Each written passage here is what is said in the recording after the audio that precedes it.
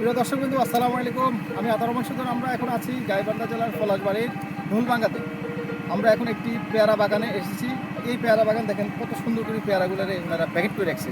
আসলে এগুলো রাখছে উনি এই পেয়ারা যখন পলিথিনে বড় হবে তখন এই পলিথিনে এইভাবে থাকবে, আর এখান থেকে ছিঁড়ে কিন্তু যখন বড় হয়ে যাবে উপযুক্ত হবে খাবার তখন নিয়ে যাই বাজারে বিক্রি করবে। তো এগুলা কিন্তু আসলে একটি গাছ লাগাইছে উনি 35 টাকা করে, এরকম প্রায় 17,050 টাকার মতো গাছ কিনেছে। টোটাল ইনভেস্ট করছে 500 গাছে। আর তাহলে বুঝেন একটি গাছের যে পরিমাণ ফল দিয়েছে ওনার লাভ কত হবে।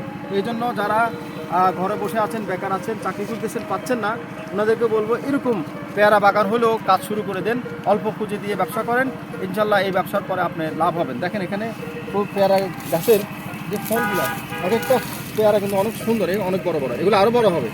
এই যে এক একটা গাছও অনেকগুলো পেয়ারা ধরেছে। তো উনি 35 টাকা যদি গাছ কিনে, আর এখন এই গাছের মূল্য কত, এরকম কিন্তু এই 5 বছর পর্যন্ত এই গাছগুলো থাকবে। 5 বছর পরে আবার কেটে ফেলবে, আবার নতুন করে লাগাবে। তো এই জন্য অনেক লাভ হয় আসলে। এই জন্য যারা বাড়িতে বেকার বসে আছেন, আমি বলবো আপনারা কৃষি প্রশিক্ষণ নেন এবং উদ্যোক্তা হন এবং এভাবে ফল চাষ করে লাভবান হন, নিজেকে প্রতিষ্ঠিত করেন এবং পরিবারকেও স্বচ্ছন্দ আনারতে সহযোগিতা করুন।